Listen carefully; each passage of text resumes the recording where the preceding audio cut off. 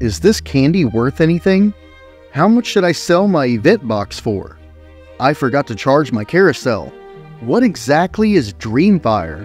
All this and more in today's video covering the economy, festival features, and what we missed. Merchant Week is behind us. Only 6 more days left in the festival this year. There will be some additional storyline this week, and there's a scheduled special event over the weekend. You will not see any Game Master interactions in the last 2 days of the festival. As a reminder, always check the GS Town Crier calendar and the official Gemstone Discord for all things Gemstone year-round. You still have time to fish, play games, solve puzzles, shop, and explore the grounds. If you've not done so yet, be sure to claim your gift box and event box. These can be claimed once per account by paid subscribers. This year, the EG Gift Box, a ghost-painted gift, contains 5 keys for Trick or Treat or Herb Hunt, and 5 entries to the Arena of the Abyss or Necropolis. You'll see an account-bound 2-rub green experience orb that is a 1.5x modifier. The event box, a ghoul-painted gift, will run you 3 million silvers. Included will be 13 entries to Trick or Treat or Herb Hunt, and 13 entries to either Arena or the Necropolis. This box has an account-bound 2-rub blue experience orb that is a 2x modifier. The 3rd event box is out now. The last day to claim either of these boxes will be October 27th. If you decide to sell the contents of your box, take the keys and cubes out of the gift container and hand them to the buyer. You will keep the orb and the gift box since it's account attuned. The keys and cubes from the gift box are averaging 1 million. The event box has seen a little bit of a range. The item costs 3 million silver to begin with, so if you're buying one and want to get a quick deal, offer an extra 50 or 100k silver. Plenty will sell at the 3 million flat value since the orbs are bound to the redeeming player. I have seen some deals being offered that are a bit under market too. It's always good to have options and a price range in mind. Depending on the time of day you play and your goals, a few extra silvers one direction or another will be okay in the long run. On to the economy update. We're seeing wrapped candy trade about 20,000 silver per. You may have to haggle for a decent price on certain unwrapped pieces though. The 100 SimuCoin keys are trading between 200 and 300k per key. This puts a 5-count key about 1 million silver, which is on par with the gift box sell value of 1 million. The arena cubes offer 1/10 of the shards as a payout, so those are following that 20 to 30k per range. The keys will sell easier than the cubes.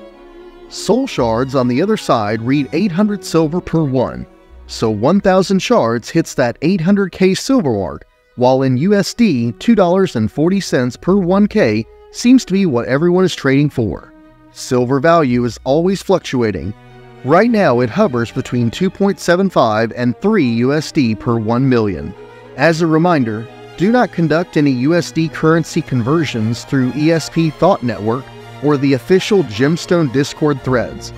Players will use third-party services like the Lich Chat Network and the Gemstone Players Corner instead. User beware, Gemstone staff may be unable to help you with any losses or experiences you might be impacted by when using unofficial software, completing trades, or interactions through third-party services or methods. Alright, on to a few things we missed. Antiquarian Manor is where you'll go to pick up a storage apparatus. This will help you store the altar fodder that's available in other rooms at this shop. In the showroom, you'll find a pile of gems you can search for 10 shards each. You'll find unique gems exclusive to EG in this pile that can be used for all sorts of stuff. Another notable feature of this area is in the garden, an enruned shadowglass obelisk.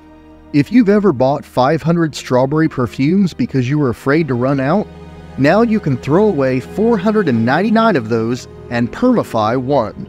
I recommend permifying trick dagger vials, perfumes, breath mints, and bubbles for sure. If we don't permify enough things to satisfy the obelisk's hunger, it could start eating random game masters. Similar to Duskrune, an NPC named the Old Has-Been Adventurer will accept pristine 25-count silver barrel keys in exchange for 7,500 soul shards and a huge experience boost.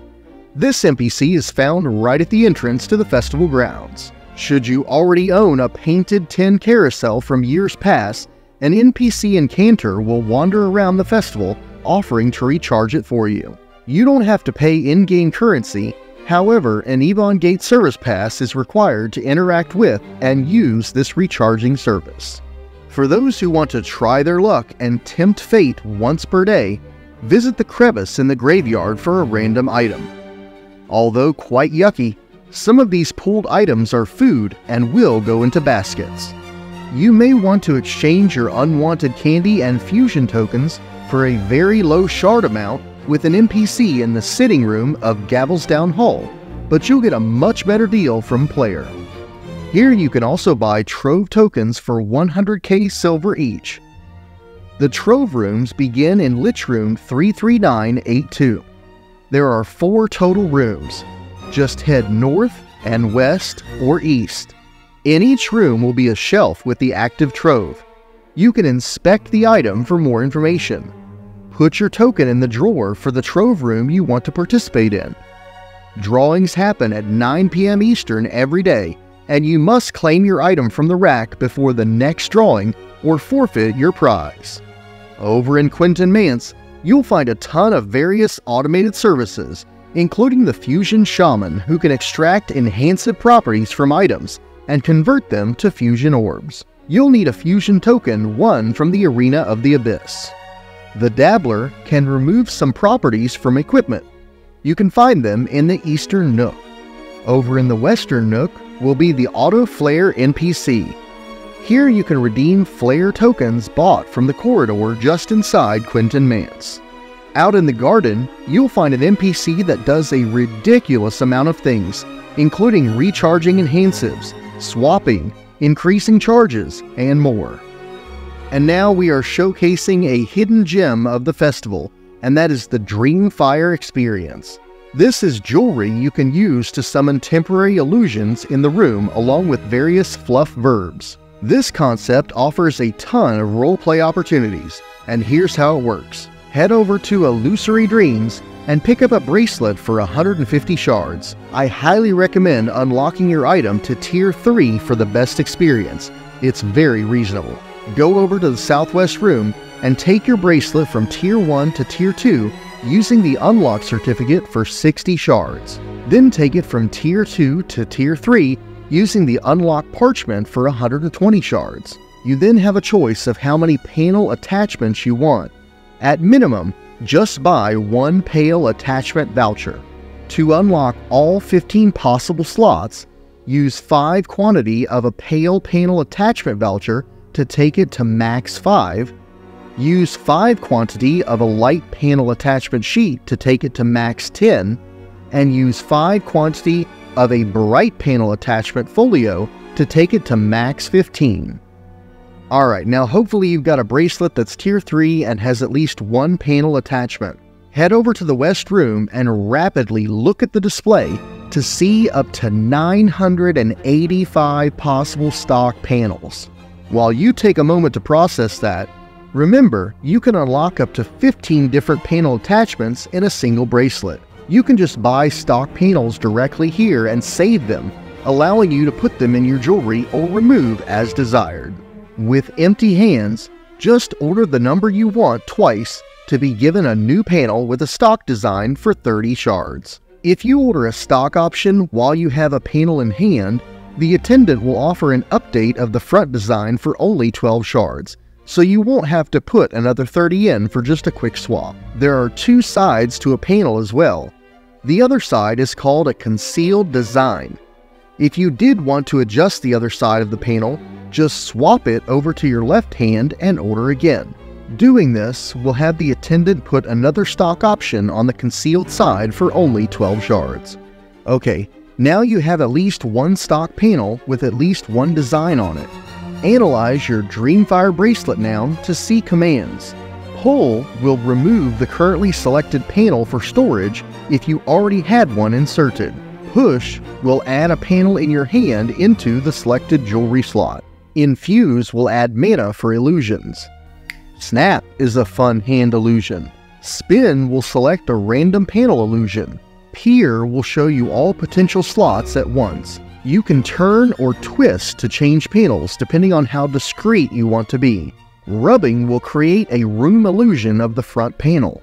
Through testing, I have been able to create a couple different illusions simultaneously for storytelling purposes. They don't last too long, but you can have multiples of the same panel too, as far as I can tell. You might notice my Slot 2 cat paw panel has a forest gnome illusion detailed portrait included. This is one example of a concealed design I was talking about. Wave will create the concealed illusion panel in the room. Others can gaze at some illusion types. So you might be thinking, wow, this is a lot. You betcha. And now we're going to show you how to make your own pose portrait. Something that provided an enormous amount of giggles from me for a solid hour. Just head over to the Imprinter Studio Den and tell the artist to begin. Now change your demeanor, stance, standing position, grab any item in game, and strike a pose. You have the option to pose default with food, drink, combat, or study. There are some additional commands you can use with the artist to display more or less of your description too. This feature works with the Shroud of Deception spell and items bought off the shelf in the shop The Other Daughter. I want to take time to apologize to all the forest gnomes for the ridiculous stuff I was attempting here. Once you have something you like, you have 60 seconds to get a panel and give it to the artist. It costs 60 shards to convert your panel to a portrait type, and the adjective was pulled from my title choice. Back at the Illusory Dreams entryway, there's some storage cases, and in a nearby south room, you'll find more off-the-shelf panels. Revisiting the southwest room, we'll show other items on a table that do additional things, such as change illusion material or gesture options. Woo! What an episode! If you can believe it, there were a few more things I wanted to add to this video that had to be bumped or reworked. I should be able to revisit some of those topics in the future. So now you may have a few things you want to do before everything closes. Please consider doing the guidebook quest so you have that item ready for next year. I'm going to be spending some time fishing, and I still have my key and cube from the gift box too, so I'll be searching for candy, mandrake whistles, necrotic ring energy, and unlocking secrets in Sonriva. If you have not experienced those yet, we will discuss them just a little bit in our last Ebon Gate video of 2023, SimuCoin Games.